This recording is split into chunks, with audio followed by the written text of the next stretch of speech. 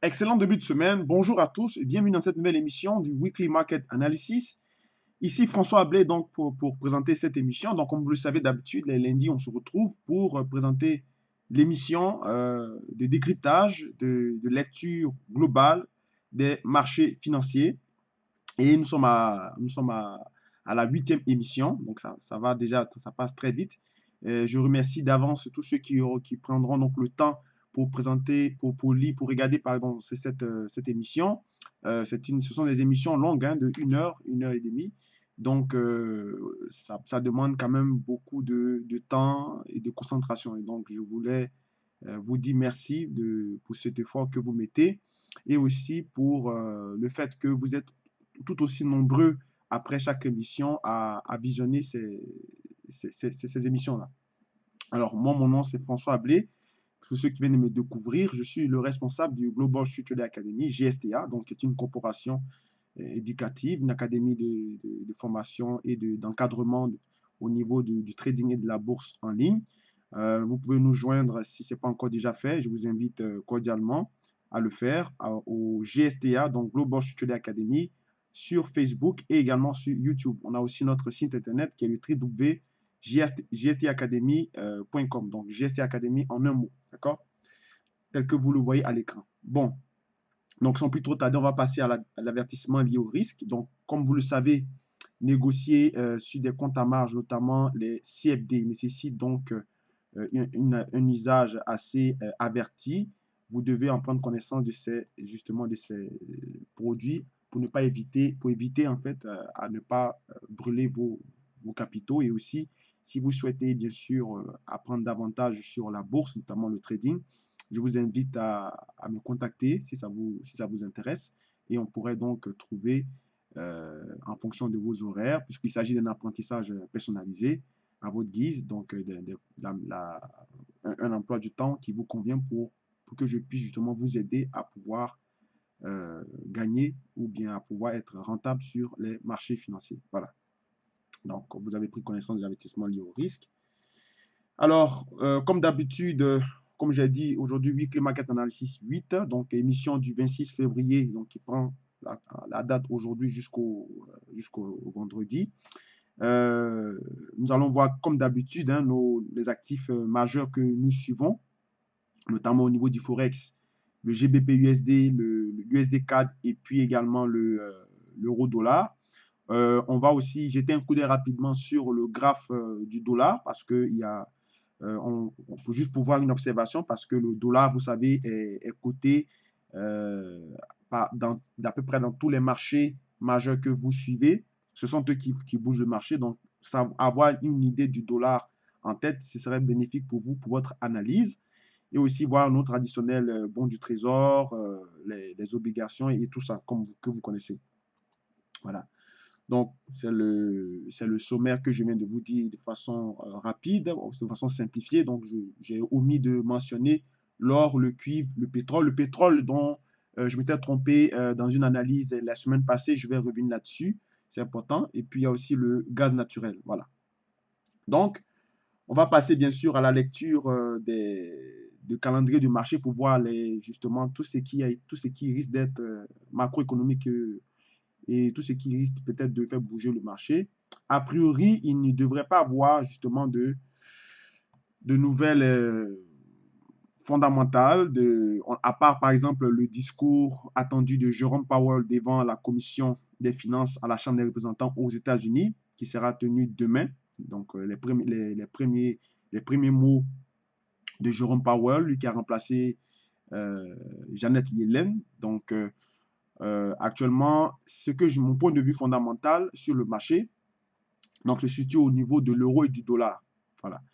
Euh, Vous savez très bien que actuellement le dollar, c'est vrai, on a eu une petite poussée haussière récemment, certainement à cause justement c'est un mouvement de spéculation. Hein, ce sont des prix qui ont été, c'est en fait des anticipations qui ont été déjà faites parce que le marché s'attendait déjà ou le marché price déjà à une éventuelle hausse des taux, selon l'organisme qui s'occupe justement de publier la probabilité de la hausse des taux qui s'appelle le CME Fed Funds Tools. Donc, c'est l'organisme qui s'occupe justement de publier ces informations. Il a écrit dans un rapport vendredi que la probabilité qu'on ait une hausse des taux pour le 18 ou le 21 mars prochain, je ne sais plus, mais il faudrait que je vérifie les dates. Mais entre le 18 et le 21 mars, il devait avoir une hausse des taux. Et là, cette probabilité-là est de 98%. Donc, c'est pratiquement sûr qu'on aura une hausse des taux. Donc, étant donné que le dollar est tellement, a été beaucoup fragilisé et le dollar demeure encore sous pression baissière, même si on a des poussées haussières, mais il ne demeure pas moins que le biais fondamental baissier sur le dollar demeure toujours à cause justement de ce qu'on appelle ou de ce que le marché appelle les political turmoil, c'est-à-dire la tourmente politique au niveau des États-Unis. Parce que si vous ne le savez pas, je vous rappelle que le jeudi passé ou le vendredi passé, ou peut-être même ce week-end, mais en tout cas proche de la fin de la semaine, le Richard Gates, donc l'ancien conseiller technique du président Donald Trump au niveau de sa campagne électorale, a plaidé coupable dans l'affaire de l'ingérence de la Russie concernant le vote de M. Donald Trump. Donc, son conseiller a plaidé coupable. Donc, c'est-à-dire il a reconnu il a admis avoir eu des contacts avec justement les Russes. Donc ça, c'est pas bon politiquement pour le président Donald Trump. Et d'ailleurs, c'est ça qui justement c'est dans cette lignée que le président Donald Trump, lorsqu'il a vu que son conseiller Richard Gates était prêt à justement à collaborer avec les services de renseignement secret américains concernant cette enquête, il a limogé, d'accord, il a poussé à démissionner. Et aujourd'hui, ce monsieur-là a reconnu qu'ils ont eu des contacts. Donc, bien vrai que les faits macroéconomiques sur le dollar, c'est un peu on va dire, c'est balancé. Donc, ça veut dire qu'il n'y a pas de très mauvais chiffres au niveau macroéconomique sur le dollar. Il n'y a pas non plus de très bons chiffres sur le dollar américain. Donc, il est plutôt dans un statu quo. Mais à cause des faits politiques, cela peut mettre une pression baissière sur le dollar. D'accord? Et quand il y a des faits politiques, ça n'agit pas seulement sur le dollar, ça agit sur l'économie américaine parce que c'est bien sûr le politique qui gouverne. Donc, quand on a des faits politiques majeurs aux États-Unis, le dollar baisse et les indices américains baissent, alors qu'ils sont inversement corrélés. C'est pour vous dire à quel point que les faits politiques bouleversent tout, d'accord? Mais au niveau macroéconomique, en général, quand le dollar est, comment on appelle ça, quand le dollar est sous pression, les indices progressent et vice-versa. Mais dans les cadres politiques, tout baisse, d'accord? Donc, voilà. Et puis aussi, au niveau de... Donc, ça concerne le dollar. Et à cause de cette fragilité du dollar, on a comme l'impression enfin, j'ai l'impression que le marché attend une petite nouvelle de soulagement pour booster justement le dollar. Parce que on dit souvent en bourse, pas de nouvelles bonnes nouvelles, d'accord? Mais dans le cas du dollar actuellement, on est dans un statu quo, mais avec une pression baissière. Donc, on a des velléités baissières. Donc, une fois qu'il y a de petites nouvelles, on va dire, de petites bonnes nouvelles qui arrivent, étant donné que le dollar est tellement fragilisé, ces petites bonnes nouvelles agissent comme un baume au cœur sur le dollar. Donc, ça fait que, même si ce sont des nouvelles qui étaient déjà attendues par le passé, le fait que ça soit énoncé, le dollar se met à s'apprécier. Notamment avec au niveau des minutes de la Fed, on a eu l'intervention de Patrick Hawker. Patrick Hawker, si vous ne le savez pas, c'est le président de la Fed, le président de la Fed de Philadelphia, je crois. Et lui, il ne siège pas au FOMC, hein, il ne siège pas au conseil du FOMC, ce n'est pas un membre votant. Mais le fait qu'il ait parlé justement d'un ton hawkish sur le dollar, puisqu'on savait plus ou moins que forcément ils allaient augmenter les taux d'intérêt justement au Canada, pardon, pas au Canada, mais aux États-Unis. On savait déjà que c'était déjà pricé dans les prix. Mais le fait qu'il évoque encore une possibilité d'être un peu plus agressif parce qu'il suggérait au conseil, donc au comité, au FOMC, que les taux d'intérêt devraient être plus augmentés plus fréquemment plutôt que à ce rythme. On a eu donc une augmentation de la valeur du dollar, alors que ce monsieur n'est pas parmi les 6 membres votants justement du FOMC. Donc, c'est pour vous dire à quel point que le dollar est tellement fragilisé que la moindre déclaration sur une possible augmentation des taux, même si le marché s'attend déjà, on a des poussées haussières qui arrivent. Et de la BCE, au niveau de la BCE, bien sûr, la BCE a publié un communiqué, je pense, jeudi passé, dans laquelle elle mentionnait au fait de porter attentivement, de porter attention sur la croissance de l'euro. Parce que vous le savez, la résistance majeure, la résistance historique ou oblique de l'euro-dollar est située à 1,25. Et on a un grand range entre 1,22 et 1,25. Donc, il y a un range de 300 points. Donc, l'euro-dollar, depuis, ne fait que végéter du haut vers le bas dans cette zone-là. Donc, du coup, les patrons de la BCE se sont réunis le jeudi passé où il a été fait état de la progression de l'euro et la BCE est dans une optique plus de croissance, plus de croissance durable, plus d'économique.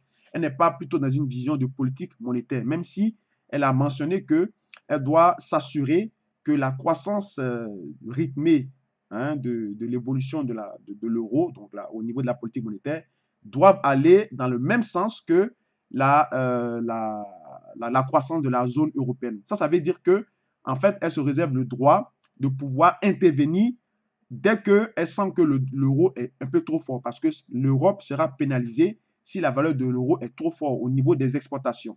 Donc, vous comprenez que pour la plupart des pays, notamment les pays qui sont un peu moins nantis que la France et l'Allemagne, c'est-à-dire les pays qu'on appelle souvent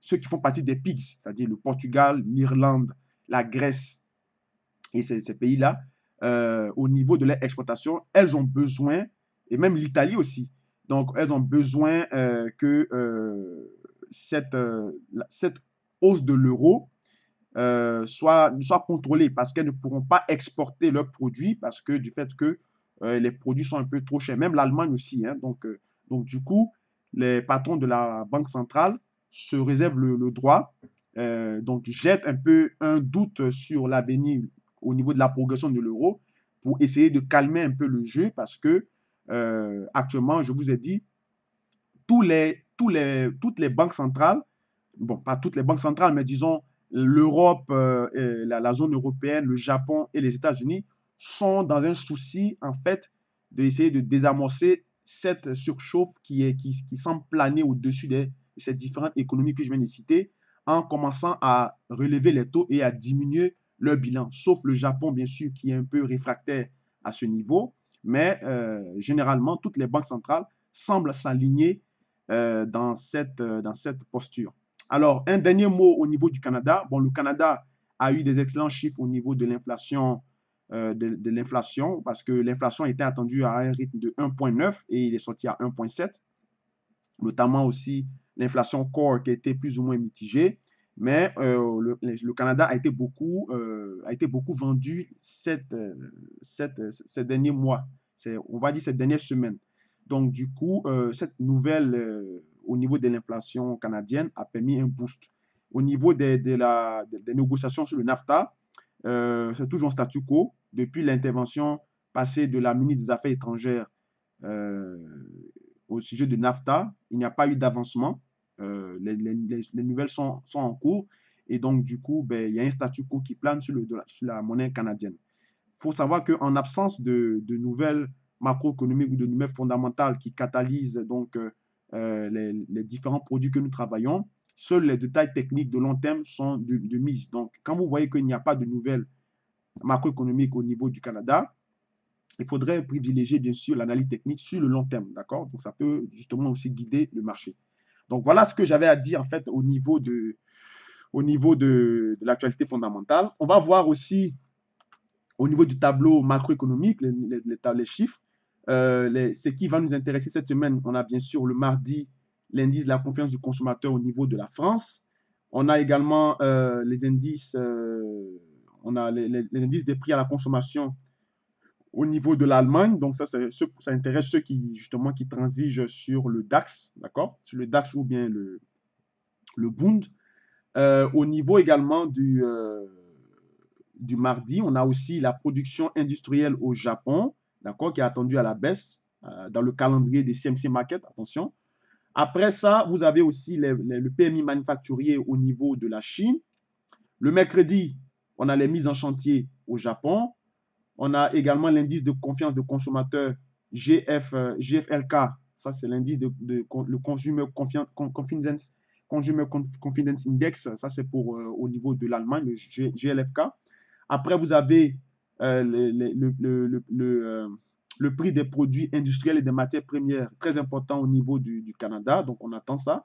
On a également l'indice des prix à la consommation finale au niveau de la zone euro, qui est attendu en léger recul, comme vous le voyez ici, à 1,2, précédemment à 1,3, selon, bien sûr, le calendrier de CMC Market. On va voir tout de suite avec celui de DLFI qu'est-ce qu'il nous propose, parce que souvent, les chiffres ne concordent pas. Le mercredi, on a aussi la publication du PIB américain qui est en fait attendu également en recul à 2,5%. Donc attention à ceux qui traitent bien sûr les indices américains. Il y a bien sûr les stocks de brut, les stocks hebdomadaires bruts du pétrole, donc qui sont chaque mercredi, sauf quand il y a des fériés, ça c'est décalé au jeudi. On a aussi le PMI manufacturier au Japon, d'accord, qu'il faut regarder. Et puis ça, c'est un indicateur très important pour la zone de tout ce qui est Asie Sud et Océanie, Asie Sud et Pacifique et Océanie, qui est le PMI manufacturier, le Purchasing Manager Index, donc le PMI Caixin de la Chine, ça aura un impact sur les activités justement économiques au niveau de l'Australie et de la Nouvelle-Zélande. Donc, il faudrait bien sûr le surveiller. On a également le PIB au niveau de la Suisse, les ventes au détail également, le PMI manufacturier également en France, la balance du solde courant au Canada, donc ça c'est très important au niveau de la balance commerciale. Le Canada est un pays comme le Japon, on exporte beaucoup, donc les balances commerciales, la balance commerciale est très importante pour l'économie, donc on va devoir suivre ça. Et apparemment, c'est attendu à, on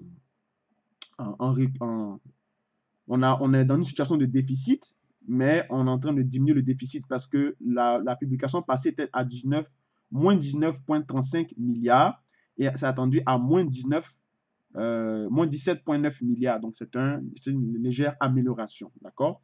On a aussi le taux de chômage de la zone euro qui était attendu à 8, qui était publié à 8,7% et qui est attendu à 8,6%. Donc, pas vraiment de changement. Il n'y a pas vraiment de changement. Et on va finir donc cette présentation du tableau macroéconomique avec aussi le taux de chômage au niveau du Japon. Un excellent taux de chômage au niveau du Japon, comme vous le voyez, précédemment était de 2,8 et la prévision est à 2,7.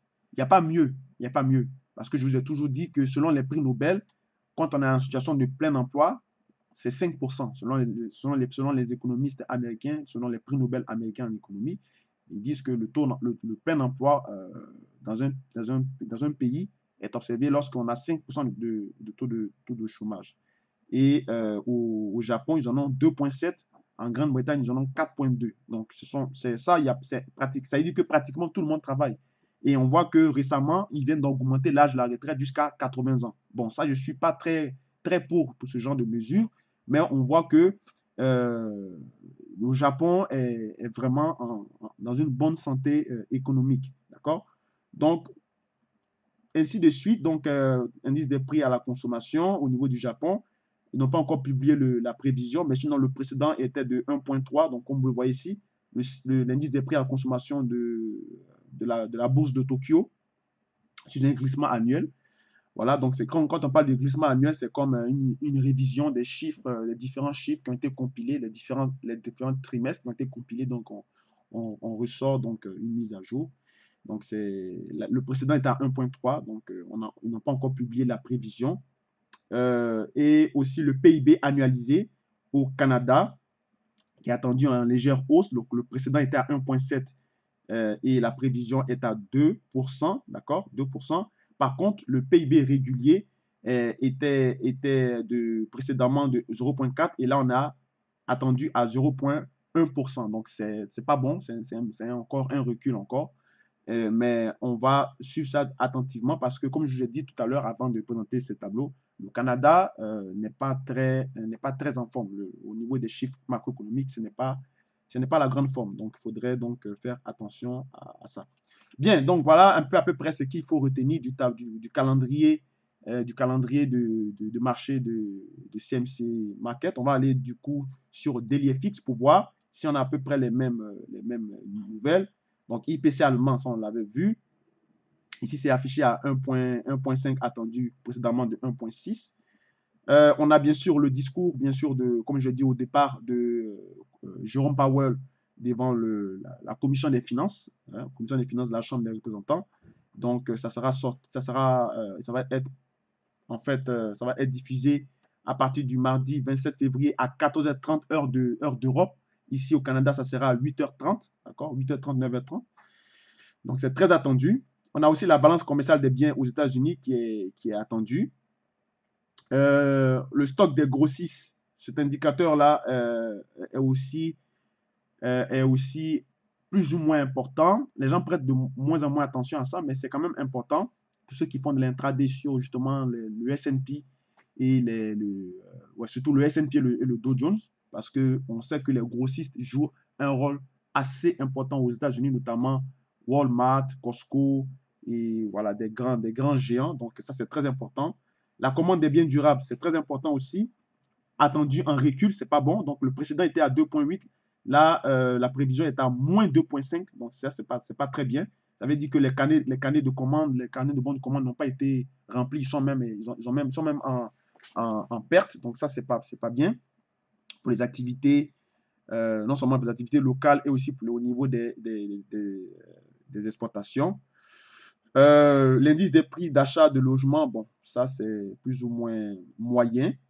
Euh, la confiance des consommateurs, ça c'est très attendu, qui est attendu à la hausse, donc légère hausse, d'accord. Et le mercredi aussi, on a également les ventes au détail. Au niveau du Japon, ça on l'avait déjà vu.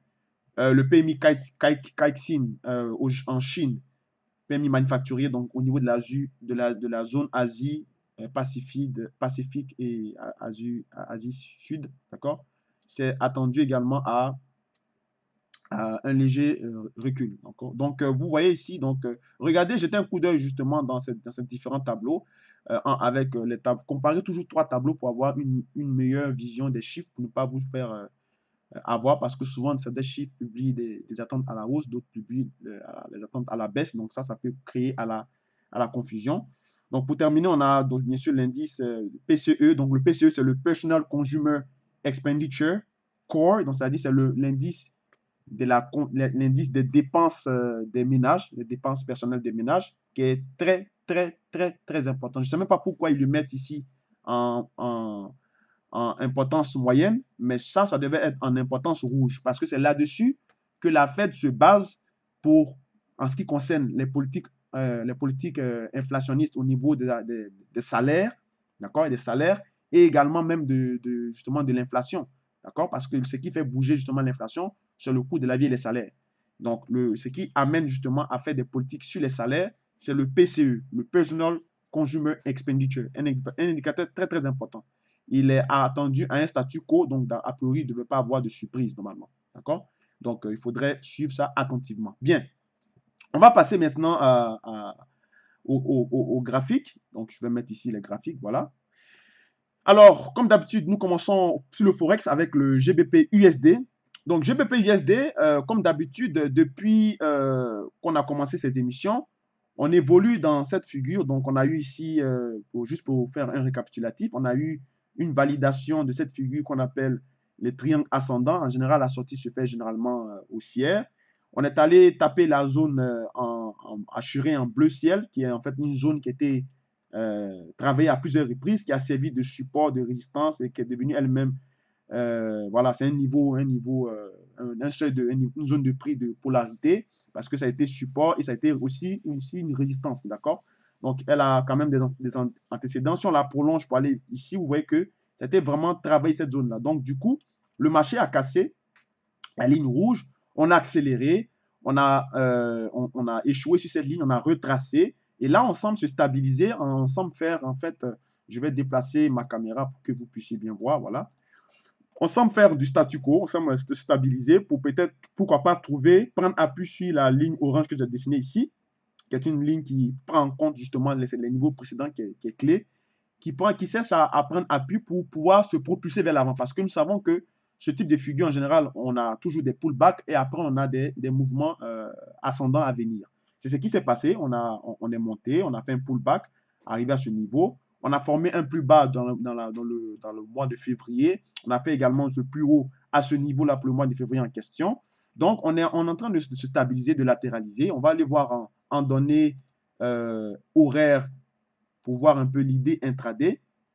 Donc, comme vous le voyez ici, ça semble matérialiser une figure de biseau d'élargissement, biseau descendant d'élargissement. En général, les sorties se font généralement à la hausse, mais j'ai toujours dit d'éviter ce type de figure parce que tout ce qui est structure d'élargissement ou de rétrécissement sont des figures extrêmement difficiles à transiger, d'accord?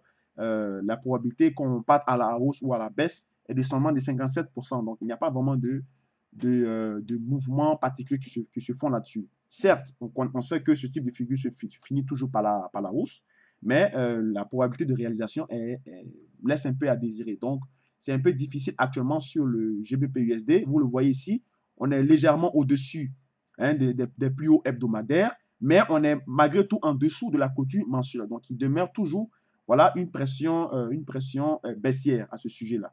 Parce que au fur et à mesure que le dollar se renforce, toutes les paires qui sont cotées en dollars également en fait, réagissent, hein, notamment au niveau de tout ce qui est GBP, USD, euro, dollar, tout ce qui est AUD, et aussi sur tout ce qui est matière première, notamment le pétrole, comme on va le voir bientôt, avec l'or. Quand le dollar se renforce, ben toutes ces paires, en fait, voilà, sont sous pression et vice-versa. Quand le dollar également s'affaiblit, ces différentes matières premières se renforcent inversement, donc elles sont inversement reliées avec les performances sur le dollar. Et donc, c'est ce qu'on observe ici. C'est vrai que le GBP USD, pardon, pas le GBP USD, mais le GBP est une paire qui est fortement appréciée, qui a fortement apprécié ces derniers temps, notamment à cause de sa politique monétaire et tout ça, et notamment aussi sur toutes les questions au niveau du Brexit. Mais le dollar reste quand même aussi le leader, sinon le leader du marché en termes d'évolution de taux de change. Voilà. Donc, ça, ce serait à surveiller. Mais faites attention au niveau de ceux qui sont en intraday. Hein, ce n'est pas le moment de... Ici, je crois qu'il ne faut rien faire. Hein. Il faut attendre simplement qu'on sorte de cette figure ou alors qu'on vienne chercher les plus bas pour chercher à payer. Comme vous le voyez ici, hein, la zone en vert ici, ça signifie une zone d'achat. D'accord? Donc, c'est plus visuel.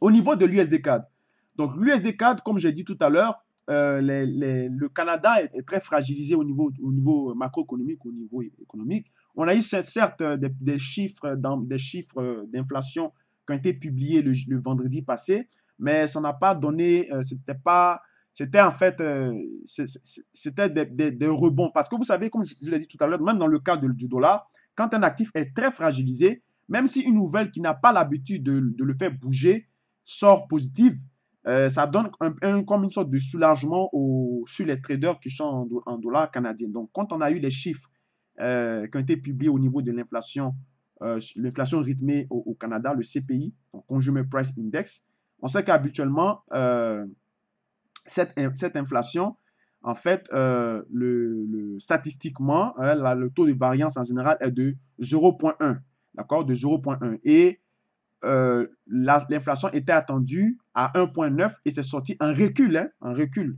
Donc, normalement, ça devait sortir soit à 2 pour avoir une réaction ou à 2 et plus. Mais c'est sorti en recul, donc de 0,2 de recul, puisqu'il était attendu à 1,9, il est sorti à 1,7. Et malgré tout, le dollar canadien a progressé.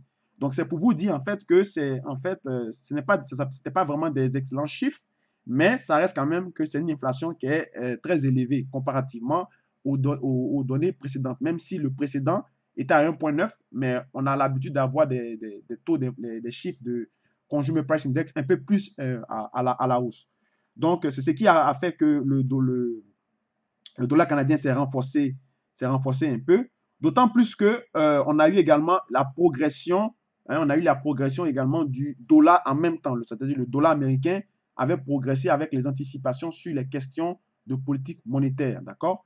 Donc, l'USD4 a été haussier à très très court terme, d'accord? Ce on a vu ici, on voit qu'il il est nettement en légère progression, même si je ne vous recommande, je ne vous recommande pas de travailler dans cette zone. Je vous ai dit, la zone entre, c'est-à-dire l'espace en blanc ici, entre la zone assurée en bleu et en orange, pour moi, ici, il n'y a rien à faire. Il faut qu'on sorte justement de cette zone ou alors qu'on clôture au-dessus de 1,30, 1,30 ou bien on va dire, je peux dire 1,28. Hein. Voilà, il faut qu'on clôture au-dessus de 1,28 pour commencer vraiment à vraiment mettre en place des stratégies haussières à venir sur l'USD4. Mais pour le moment, on peut faire des mouvements, des mèches, mais ça ne donne à rien de pouvoir, à moins que vous êtes en scalping, oui, on peut travailler en scalping.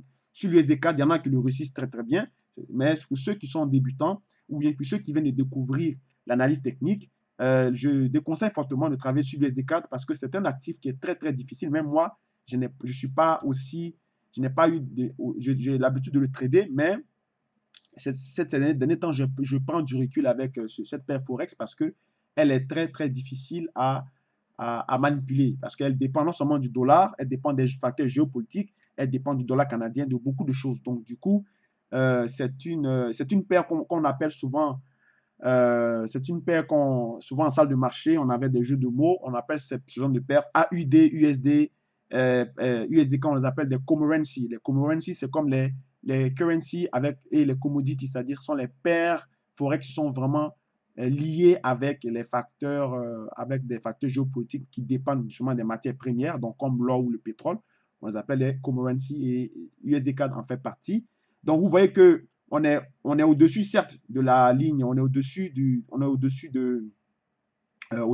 la clôture mensuelle en bleu ciel, on est au-dessus de ses plus bas mensuels de février, ici la zone en vert, on est au-dessus également des clôtures hebdomadaires, donc a priori on est porté dans un mouvement haussier, d'accord? Mais faites attention parce qu'on peut très bien faire une zone de hausse une zone de hausse et de bas, donc ça peut créer un range, comme vous le voyez ici. Ça, on a plein, regardez son historique, on a plein de mèches ici, hein, de volatilité. On vient taper cette zone en gris et on rebondit. On va taper la zone en bleu et on rebondit. Donc, on peut jouer dans cette zone ici sans qu'il n'y ait vraiment de direction particulière. C'est pour ça que j'ai dit, ceux qui sont chevronnés en scalping peuvent s'en sortir dans ce genre de marché, mais ceux qui sont débutants, je vous recommande de ne pas travailler sur ce marché-là. Voilà, en termes de forex. Au niveau de l'euro-dollar. L'euro-dollar, voilà, je vais le mettre en chandelier. Donc, l'euro-dollar, bien sûr, on sait, hein, historiquement, on le voit ici, que on est sur une zone de pivot très, très historique, 1,2400. Non seulement ça constitue la clôture mensuelle du mois de janvier, mais ça représente également un niveau pivot historique qui a commencé depuis 1995 jusqu'à aujourd'hui. Donc, c'est un seuil qui est hyper important. Voilà pourquoi, dans mes anciennes vidéos, je vous exhortais à ne pas travailler soit à la hausse ni à la baisse sur l'euro-dollar parce qu'on voyait que la distance entre la clôture ou ce niveau pivot historique ici et puis la borne, hein, l'oblique historique en termes de résistance sur l'euro-dollar était très, très, très, très faible. Donc, je vous recommandais de rester prudent. Et voilà, le marché m'a donné raison. Vous voyez qu'on a fait que du range, on a fait des hausses et des bas. Nous sommes en termes de données hebdomadaires. Je vais déplacer mon écran pour que vous puissiez voir. Donc, attendez, bon, c'est pas grave. Mais on est dans ici, on est en données hebdomadaires, d'accord?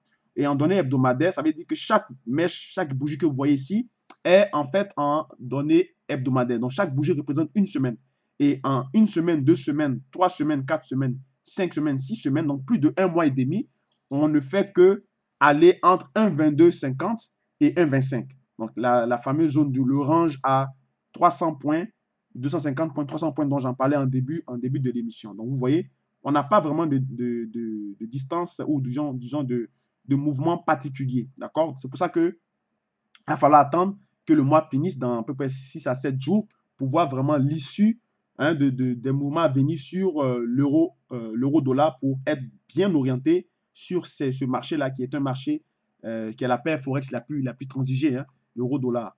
On le voit ici à l'écran. On avait ici un petit canal baissier. On est sorti légèrement de ce canal, mais à cause justement de la pression dû au discours des banquiers centraux de la BCE qui laisse entrevoir, qui se laisse une marge de manœuvre d'agir sur le ralentissement de la monnaie européenne. On ne peut pas avoir des hausses comme ça fulgurantes. Donc, on va pratiquement avoir des petits mouvements en intraday entre la zone des 1,25 qui est ici et puis la zone des 1,22 qui est ici. Donc, il y a un range de 300 points, 250 points, 300 points à travailler. Donc, en scalping, oui, c'est faisable. Mais pour un trader intraday ou un trader swing long terme, il va falloir être patient qu'on sorte vraiment de ce range pour avoir une direction claire de marché. Voilà. Donc, soit vous vendez dans cette zone, vous vendez à 1,25, soit vous payez à 1,22, tout simplement. Voilà. Au niveau de l'or, donc l'or, bien sûr, aussi fait partie également des actifs en termes de catalyseurs au niveau de la géopolitique. Il ne s'est rien passé grandement au niveau des facteurs géopolitiques. Vous savez qu'actuellement, on a les Jeux d'hiver en Corée du Sud, donc à Pyeongchang, et la Corée du Nord et la Corée du Sud sont actuellement dans un climat apaisé. Au niveau diplomatique, il semble avoir un moratoire, d'accord, sur justement les relations qu'il y a entre ces deux nations.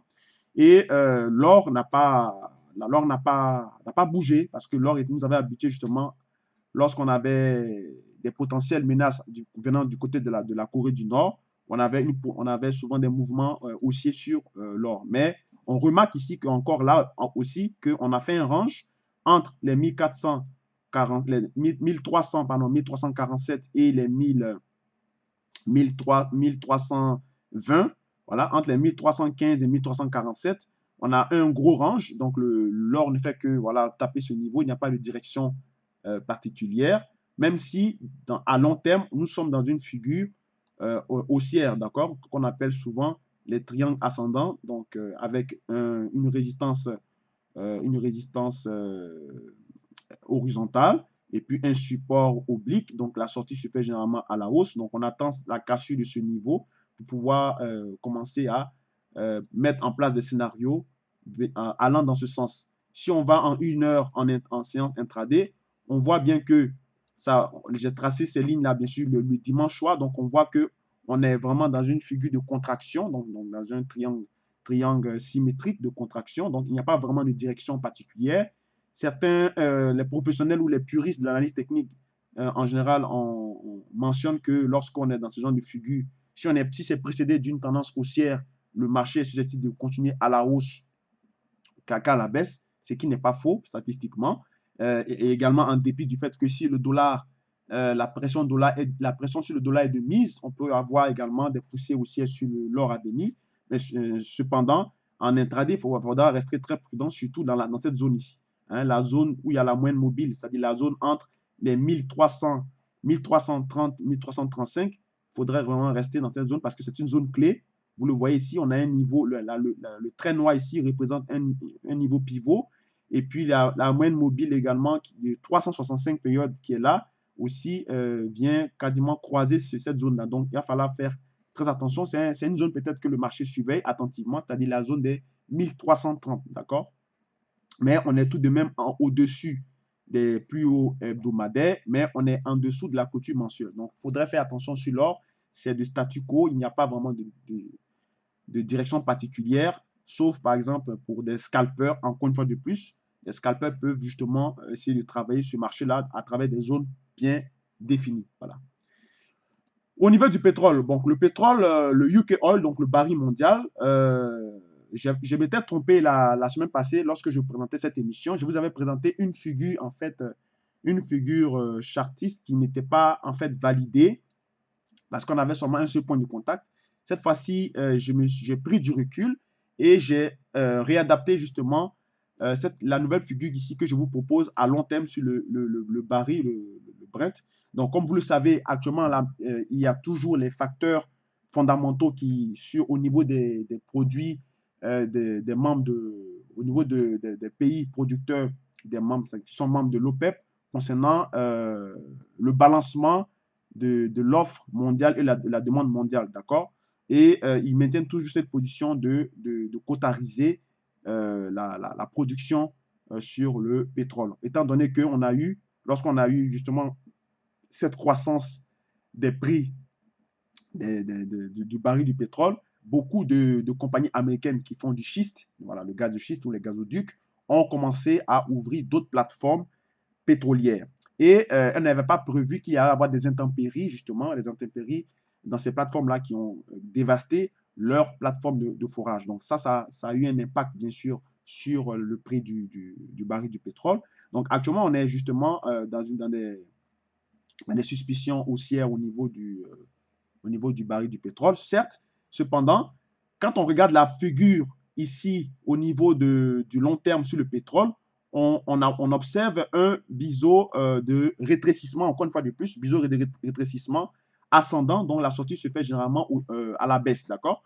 Donc, les niveaux plus hauts au niveau de cette figure qui vont peut-être être vendus, ce serait certainement le niveau des 70 dollars le baril, d'accord? 70 dollars le baril au niveau du pétrole, ça serait des plus hauts que le marché chercherait vraiment à vendre. D'accord? Au départ, je voyais plutôt un triangle ascendant, mais j'ai pris un peu de recul et je constate que c'est plutôt cette figure-là, ce biseau de contraction, ce biseau de rétrécissement ascendant, dont la sortie se fait généralement baissière. Mais je vous avais dit au départ que techniquement, tout ce qui est biseau de rétrécissement ou d'élargissement sont des figures extrêmement difficiles à transiger. Notamment, donc, le marché du pétrole, techniquement, il n'est pas facile, n'est pas évident à travailler.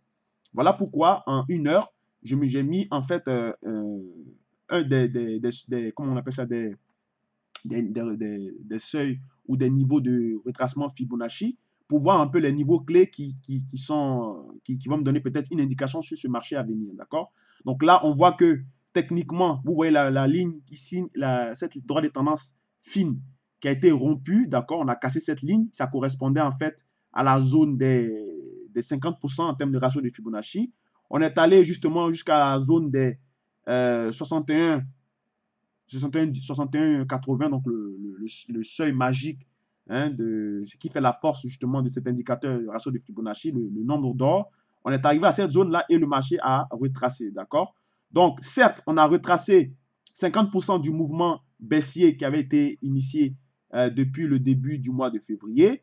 On a retracé 50% de ce mouvement. Donc, on est entre, bien sûr, la zone des 61 et des 50. Donc, on peut bien sûr tout de même se chercher un peu avant de casser justement cette zone qui correspond en fait au chiffre symbolique de 68 dollars le baril. Donc, si on casse cette zone ici, on aura certainement une accélération vers le seuil à surveiller qui est de 70 dollars, 71 dollars le baril. Et c'est cette zone qui va être peut-être la zone qui va nous donner un point de short compte tenu du fait que cette figure qui était observée à long terme est une figure en fait qui est généralement baissière. Vous le voyez ici.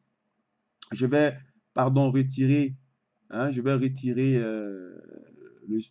l'indicateur de Fibonacci parce on a bien vu un peu le niveau. Voilà, 50 dollars, la zone des 50 dollars, la zone de retracement des 50% correspond à la zone des 66,65. Donc ici, voilà, on voit bien comment le marché a travaillé ce niveau, c'est propre techniquement. Il est devenu qui était support, devenu résistance. Donc, vous voyez ici une inversion de polarité ici et ici. C'est chose faite, donc je vais le retirer. Voilà. Et on va également aller en termes de weekly pour voir donc comment est-ce que le pétrole est justement est de mise. Donc je vais aussi retirer voilà, cette ligne ici. Donc on voit que quand on regarde de plus près, vous voyez comment on a un contact ici et ici, là, là. Donc certainement, c'est quoi le scénario? Certainement, le scénario, ça va être d'aller, je vais aller peut-être aller chercher ce niveau ici, qui correspond à peu près au 71, 25 comme on le voit à l'écran, pour baisser jusqu'ici. voilà, jusqu'à 56 $. Ça sera une correction majeure vraiment importante. Ça va dépendre de ce niveau. Ça va dépendre des 65 $, 66 $ qui était, on a vu, était le retracement de 50% des Fibonacci. Si il est cassé, on va vraiment se diriger vers la zone des un retracement majeur des 65, 60 $. Et puis peut-être avoir peut-être encore un retracement au niveau ici, peut-être une remontée. Tout va dépendre également de la forme du dollar avant peut-être qu'on casse définitivement cette structure. Donc ça, c'est un scénario bien sûr un peu à l'extrême, mais vous savez qu'au trading, il ne faut pas négliger aucun scénario. Il faut l'avoir en tête, mais tout dépendra vraiment des catalyseurs fondamentaux, des catalyseurs macroéconomiques pour que ce type de scénario se matérialise. Mais dans tous les cas, actuellement, nous sommes dans une phase, on va dire, dans une phase, une poussée haussière. Et si on dépasse la zone des 65, 66 $ le baril, qui correspond à un retracement de Fibonacci de 50%, on peut avoir une accélération vers la zone des 68, 70, 70 $ le baril. Voilà. Donc, c'était cette petite mise à jour que je voulais faire sur le pétrole parce que je m'étais trompé sur l'analyse précédemment. Voilà. Au niveau du cuivre, donc le cuivre, vous savez que le cuivre dépend bien sûr des activités commerciales, des activités locales en Chine, qui est un principal métaux qui alimente en fait l'économie non seulement de cette zone-là, la zone de Asie, et aussi au niveau du Pacifique et l'Océanie avec l'Australie et la Nouvelle-Zélande. Donc les chiffres de PMI Caixin Manufacturier en Chine vont donner une direction claire sur le, le cuivre. On voit qu'on est bien sûr dans une ligne, dans une droite de tendance haussière en termes de niveau hebdomadaire, en termes de daily. Cependant, on a des petites, on semble se stabiliser sur cette zone-là, sur la clôture mensuelle du mois de janvier, qui correspond à la zone des 3,20 $. D'accord?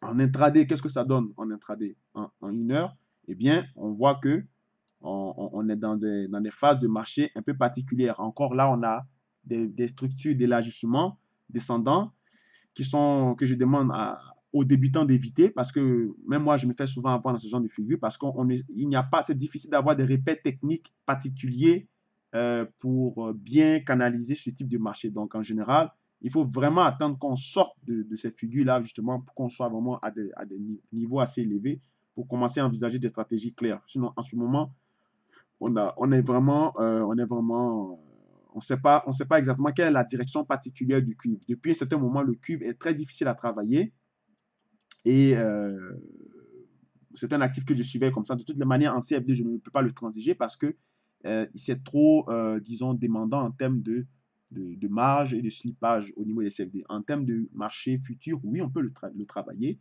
mais au niveau des CFD, c'est un peu compliqué. C'est plutôt basé dans les stratégies de swing, donc des stratégies de long terme. D'accord? Au niveau du gaz naturel, alors le gaz naturel également, étant donné qu'il fait partie également des matières premières, il a bénéficié également aussi de la faiblesse du dollar pour se renforcer un petit peu. Voilà, donc ici on a en donné hebdomadaire. En données hebdomadaire, il a fait deux petites mèches haussières. Donc, donc du coup, dans les 2 semaines, les deux dernières semaines, il s'est renforcé à cause de la faiblesse du dollar. Quand on a commencé à avoir, bien sûr, une, une,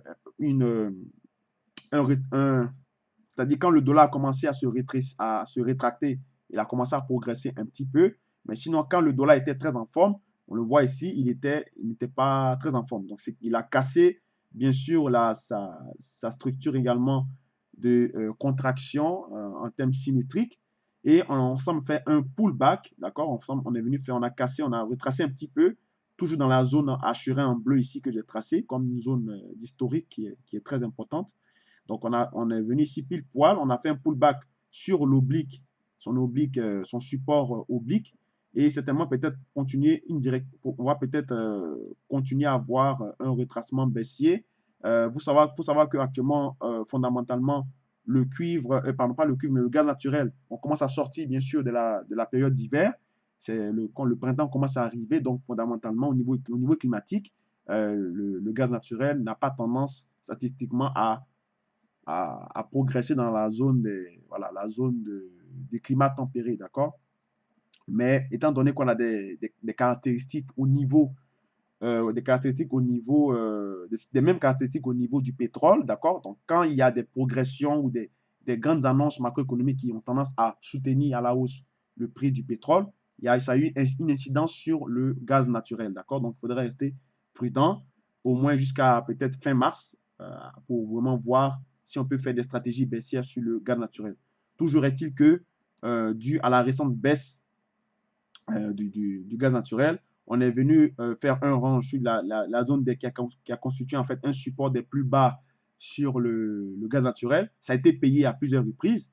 On est sorti justement de cette ligne, ce pullback ici, on est en train de le réintégrer. Donc, il faudra attendre vraiment que le mouvement se dessine absolument pour voir si on peut avoir une poussée haussière. Parce que si on retrace, si on rentre bien sûr on réintègre ce, on réintègre la zone hachurée en bleu, qui constitue en fait une zone d'orange, on peut avoir une accélération haussière du gaz naturel, d'accord? Et ça sous-entend que le dollar doit être un peu fragilisé pour pouvoir, pour nous permettre d'entamer un tel scénario, parce qu'on va voir bientôt, justement, après la présentation sur le gaz naturel, on va voir le dollar, on verra que le dollar avait amorcé une hausse, et là, il est en train de retracer un petit peu. Donc, si le dollar est fragilisé à nouveau, ce scénario que je viens de vous proposer au niveau du gaz naturel, c'est-à-dire on prend appui sur la ligne verte ici et on réintègre justement ce niveau qui avait été déjà baissé, on peut avoir une accélération haussière sur le gaz naturel. D'accord? Donc, en parlant du dollar, on va bien sûr voir le dollar. Donc, le dollar, c'est ici. Voilà. Donc, vous voyez, le dollar est toujours, si je mets en données historiques, voilà. En données historiques, on voit bien, donc ça c'est le US Dollar Currency Index, qui est en fait l'indice du dollar pondéré au niveau de FXCM, d'accord? Donc, il a été payé à chaque fois il avait eu cette ligne de tendance haussière, il a été payé à maintes reprises. C'est ce qui s'est passé ici également. On est arrivé là, ça a été payé. On est allé à la zone, à la ligne mauve ici, qui constitue un peu le seuil avant d'entrer dans la zone hachurée en violet.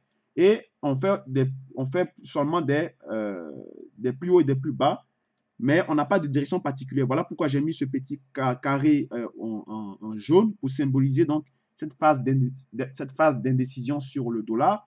Et on en donné hebdomadaire ici, hein. Donc, chaque chandelle représente une semaine, d'accord? Donc, vous voyez ici que ici, ça fait un mois. Là, ça fait un mois et demi. Donc, depuis un mois et demi, le dollar ne donne pas vraiment de vision particulière. On sait qu'il y a une pression baissière sur le dollar du point de vue des fondamentaux au niveau politique.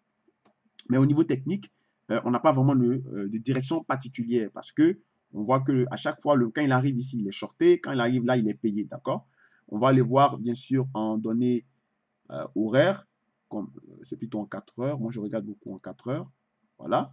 Donc, en 4 heures, on le voit ici, on avait eu une accélération du dollar. On était même sorti de cette ombre que vous voyez ici, cette ombre qui est symbolisée par la zone hachurée en bleu. Donc, ici, on était sorti par là.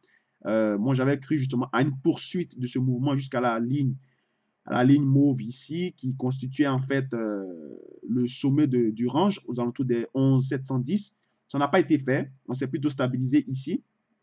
On a retracé un peu. Là, on est en train de se chercher. Donc, le dollar, en fait, il semble se chercher. Mais tant qu'on reste, bien sûr, en dessous de 11 650 points, moi, je crois bien sûr à une baisse du dollar. Mais si on le recasse encore, c'est-à-dire si on ressort encore aux alentours de 11 650 parce qu'on l'avait cassé, on l'a réintégré, si on le recasse encore, ça peut donner un regain de confiance justement des acheteurs sur le dollar et on peut avoir une poursuite justement haussière du dollar à venir pour aller chercher justement les plus hauts qui sont à 11 710 et cela va mettre à mal toutes les stratégies haussières qui avaient été initiées sur l'euro dollar, sur la UD, sur toutes les paires que vous connaissez.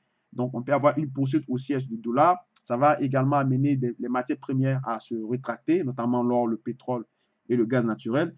Et également un retracement au niveau, comment on appelle ça, des indices américains, d'accord? Parce que quand le dollar est en forme, les indices américains consolident, d'accord? Parce que c'est inversement corrélé. Seules les données politiques, des faits politiques majeurs négatifs peuvent justement faire baisser les deux en même temps parce que la corrélation et la décorrélation des marchés existent également. D'accord? Il faut des catalyseurs forts pour amener un marché à se décorréler, soit par des faits politiques ou des faits géopolitiques. D'accord? Donc, c'est ce que j'avais à vous présenter sur le dollar. On va aller maintenant du côté, pour finir cette émission, on va aller du côté maintenant de CMC Market pour voir ce que j'ai à vous présenter sur le Dow. Donc, comme vous le savez, le Dow Jones, c'est mon indice phare, mon indice que je suis attentivement chaque semaine. Depuis la récente baisse, donc le mini crack sur le Dow, on n'a pas confirmé justement à la cassure de la Kijun, on a clôturé au-dessus. On a eu donc un regain de confiance de la part des acheteurs. Donc, on a clôturé également au-dessus de la Tenkan. Donc, a priori, j'ai tendance à privilégier un scénario haussier sur le Dow, un scénario de reprise. Même si on a vu tout à l'heure que le dollar semble justement se reprendre et cela met une pression bien sûr sur les indices majeurs américains. Cependant, mon biais fondamental sur le dollar est baissier et donc mon biais fondamental sur les indices sont haussiers. Donc j'ai tendance à privilégier une baisse du dollar, une consolidation, une latéralisation du dollar et une poursuite haussière des indices majeurs américains. Donc cela va se confirmer bien sûr avec des signaux peut-être en intraday que je vais bien sûr détecter, que je recherche, parce que vous le savez, on avait ici une structure. Je sais que c'est beaucoup, mon graphique est ressemble un peu à du cafouillage, mais vous regardez ici que les lignes en bleu ciel ici, on voit très bien qu'on a eu un biseau d'élargissement, d'accord, une structure d'élargissement. On est bien sorti par le haut. On a fait également des impulsions puissantes haussières, des légers retracements, et on est en train justement de tester la Tenkan qui est ici. Donc, du coup, on est vraiment porté dans un scénario haussier sur le dos, mais il faudrait faire attention, bien sûr, il faudrait avoir son graphe du dollar à côté pour ne pas être trompé si le dollar risque de progresser rapidement et que les indices s'effondrent. Surtout lorsque on parle de potentielle hausse des taux d'intérêt, parce que le marché sait déjà qu'on va augmenter les taux pratiquement à 100% selon les Fed Funds entre le 18 et le 21 mars. Mais le fait que c'est évoqué encore par un membre un membre influent, soit le président de la Fed comme Jerome Powell qui va s'exprimer demain, ou soit par d'autres membres qui sont influents, s'il passe le temps à évoquer encore ce fait, même si le marché s'attend déjà, ça va mettre une pression, bien sûr, sur la progression les indices majeurs américains. Parce que vous savez, j'avais déjà parlé de ça, j'ai dit que lorsque lorsqu'on augmente les taux d'intérêt, d'accord, lorsqu'on augmente les taux d'intérêt, les rendements obligataires, les taux de rendement obligataires augmentent, mais les bons du trésor chutent. Et c'est normal parce que c'est plus risqué d'investir sur les bons du trésor parce que c'est un actif en général qui est désigné comme quasiment risque zéro. Mais si on augmente les taux d'intérêt, étant donné qu'il est inversement corrélé avec les bons du trésor, ça augmente donc les premiums, donc les primes de risque sur les taux de rendement obligataires et ça fait baisser l'actif en question, c'est-à-dire les bons du trésor proprement dit.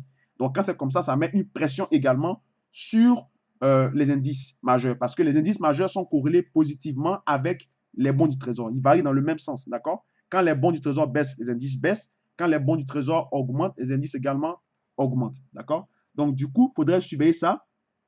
On voit très bien ici, vous voyez que pendant que j'enregistre cette émission, il est venu taper pile poil la Tenkan et il a été payé. Donc, déjà, en espace de je ne sais pas combien de secondes, combien de minutes, regardez, on vient taper la Tenkan qui est à peu près à 25 425 et on monte déjà à 25 500. Donc, on vient en espace dans cette émission en direct, on vient de prendre déjà 75 points sur le dos.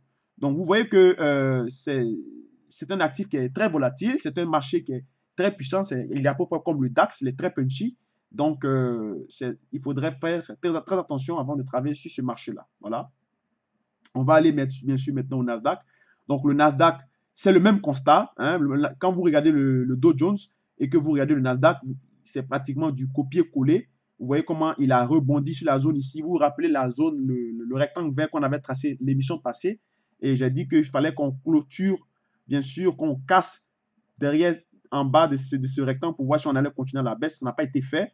On est venu ici taper, prendre appui pour repartir à la hausse. Et là, on a dépassé encore, on a fait encore un plus haut parce que ça, c'est les plus hauts mensuels du mois de janvier à 6 920. et actuellement, on est à 6954. Donc actuellement, a priori, on est dans un scénario haussier sur les indices. Voilà pourquoi j'ai dit je privilégie une hausse générale des indices parce qu'il semble avoir un regain d'optimisme parce qu'il y a toujours cette pression baissière qui, techniquement, qui agit sur le dollar. Donc, c'est le même constat sur le dos. Voilà. Donc, je vais passer maintenant aux bons du trésor. Les bons du trésor, donc je vais commencer par le T-Note. Voilà, le T-Note, je mets ici en données en semaine, comme d'habitude. Donc, en semaine, le T-Note est du statu quo au niveau technique. On est en train de végéter sur la ligne grise que vous voyez ici, qui est un niveau hebdomadaire. Il n'y a pas vraiment disons, de mouvement particulier, même si on sait que fondamentalement, sur le T-Note, on semble être plus ou moins neutre, voire haussier, parce que la Fed n'est pas prête encore à arrêter. Elle y pense, mais elle n'est pas encore prête à arrêter le programme de rachat d'actifs, d'accord? Et techniquement, en intraday, si vous êtes en CFD, il n'y a rien à faire sur le T-Note. Par contre, si vous êtes en marché futur, il faudrait donc privilégier des petits scalps à la hausse parce qu'on se trouve au-dessus, hein, on se trouve au-dessus, hein, des plus hauts hebdomadaires. Même si la tendance est généralement baissière, le biais est là, mais en intraday, il faudrait privilégier des scalps à la hausse si vous êtes en futur T-Note, d'accord? Et pour finir, donc, on va aller voir le rebond. Le rebond également, la Fed est dans une optique de fin de QE, même si elle s'est laissée encore de la marge pour, c'est-à-dire elle a étendu son programme de rétrécissement de façon de moins en moins, c'est-à-dire que pas rapide, mais de façon décélérée, pour se laisser toujours une marge de manœuvre si elle doit intervenir encore dans l'économie ou pas. Et également, elle surveille attentivement la politique monétaire. Là, ici en intraday, il n'y a rien à faire. On est dans une zone de neutralité. Cette zone-là, justement, j'avais dit au départ dans les émissions précédentes que si on la cassait, on allait avoir un mouvement baissier. C'est ce qui s'est passé. Et en termes de clôture mensuelle, on est revenu réintégrer cette clôture mensuelle du mois de janvier. Donc, du coup, ça semble peut-être montrer qu'on est en fait dans une phase haussière. Mais n'oubliez pas, quand les taux de rendement obligataires sont, disons, a priori, sont, sont haussiers, les bons du trésor l'actif en question est baissier. Donc, il y a une pression baissière qui est fondamentalement de mise. D'autant plus que vous avez vu récemment que l'avis du hedge fund manager qui s'appelle Ray Dalio a dit qu'il allait justement il a dit il a shorté l'Europe pour 14 milliards. En général, comme je vous ai dit, c'est de la communication. Il n'a pas vraiment shorté l'Europe, mais c'est un scénario qu'il pense envisager et il attend vraiment des signaux pour le faire. Donc, du coup, ça met une pression, bien sûr, sur les bons du Trésor et également les indices majeurs européens. Donc, faites attention, si vous travaillez en intraday sur le Bund, il faudrait donc privilégier plutôt soit le statu quo, donc rester neutre, ou alors d'attendre qu'on a vraiment des échecs au niveau de cette zone ici où il y a le gap qui n'a pas été comblé, mais vous pouvez passer bien sûr en vente pour aller chercher les plus bas justement des clôtures mensuelles. Donc techniquement, c'est ce qu'il faut faire bien sûr en marché futur, pas en CFD. Voilà, donc ça résume en fait notre point complet de la vue globale du marché. Donc on va passer maintenant au récapitulatif. Donc je vais déplacer mon écran ici. Voilà, je vais le mettre en bas ici. Donc, au niveau des récapitulatifs, donc, comme on l'a vu, le Forex GBP USD fondamentalement neutre, voire haussier, parce qu'on a vu qu'on est tous dans la même figure de triangle ascendant à long terme. On a fait un plus haut, on a fait le pullback, on se stabilise pour chercher en fait une direction pour partir, parce que généralement, un marché ne va pas en hausse et en baisse en même temps. Il monte, il se stabilise un peu, il latéralise pour aller prendre une autre direction particulière ou un changement de tendance. Donc, certainement, c'est un scénario peut-être qui est en cours. Techniquement, en intraday, c'est neutre, on a bien vu. Et à long terme, on privilégie donc un swing haussier sur le GBP USD. Au niveau de l'USD CAD, bien sûr, les facteurs fondamentaux au niveau du Canada sont mitigés en ce moment, c'est du statu quo, même si la paire elle-même est sous une pression baissière. Donc, au niveau de l'USD CAD, il faudrait privilégier fondamentalement neutre avec des trades voire baissiers. En intraday, à court terme, moi, je privilégie soit la neutralité, soit des mouvements baissiers. Voilà. Et à long terme, on a peut-être des swings. Le swing peut-être sera neutre, c'est-à-dire qu'on va peut-être monter, descendre, c'est-à-dire faire des up and down, de longs mouvements, comme on l'a vu dans le petit rectangle, dans l'espace entre la zone hachurée en bleu et hachurée en orange, d'accord? Donc, c'est pour ça que j'ai mis ça. Et l'euro-dollar, également, je le vois fondamentalement neutre pour l'instant, il n'y a pas de catalyseur, voire haussier. Donc, je chercherai seulement à payer les points bas, c'est-à-dire à 1,25, à 1,22, pardon, 1,2250, 1,23, pour aller viser les 1,25 ou les 1,24, d'accord? Techniquement, en intraday, je crois que ce serait baissier si le dollar se reprend. Et à long terme, je crois aussi que ce soit neutre, voire haussier. Puisqu'on est dans un range, il faut qu'on casse ce range pour vraiment sortir de sa figure, de son oblique historique que l'on a vu. Et il faut qu'on batte également le niveau historique, là, le pivot historique de 1,2400, il faut qu'on le batte avant vraiment de percevoir que l'euro-dollar est dans une phase haussière. Mais tant que cette idée émise par la Banque centrale est de mainmise sur la progression de la valeur de l'euro, j'aurais tendance à privilégier plutôt des trades en intraday à la baisse qu'à la hausse, d'accord?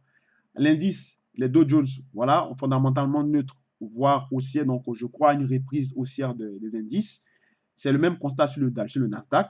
Au niveau des matières premières, l'or également pour le moment est neutre et je crois également à une reprise justement des matières premières parce que si justement, comme je suis fondamentalement baissier sur le dollar, ben, si le dollar baisse, ça veut dire que les indices vont progresser et également les matières premières également, notamment l'or qui est corrélé, inversement corrélé.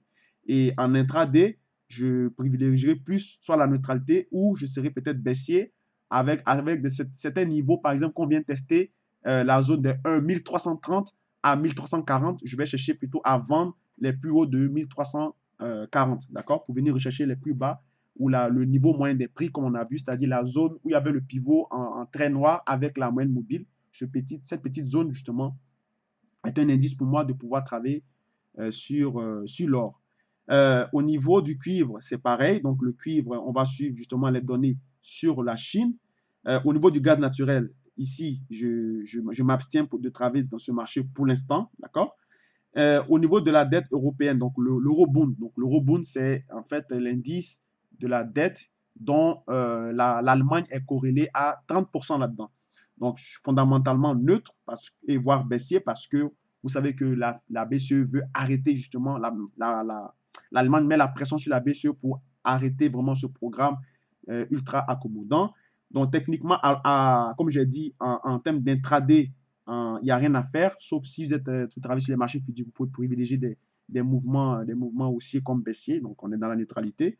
Mais en termes de trading intraday ou en CFD, il n'y a rien à faire là-dessus pour le moment. T-Note, c'est pareil. L'un est fondamentalement neutre, voire haussier. L'autre est fondamentalement neutre, voire baissier. Ce qui explique donc la corrélation entre les rendements obligataires en Europe et aux États-Unis, comme j'ai eu l'habitude d'expliquer à maintes reprises dans nos émissions. Donc, c'est mon constat donc, de cette semaine que je vais regarder. Alors, merci encore d'avoir suivi cette émission. C'était un plaisir pour moi, comme d'habitude, de présenter cette émission. N'hésitez pas à la liker, à la partager, à écrire en dessous vos commentaires. Ça me permet de m'améliorer, de lire vos critiques. Je suis ouvert. Et puis, ben, si vous avez des questions concernant la formation au niveau du GSTA, n'hésitez pas à rentrer en contact avec moi, s'il vous plaît. Merci encore. Bon début de semaine et à plus tard pour d'autres émissions. Au revoir.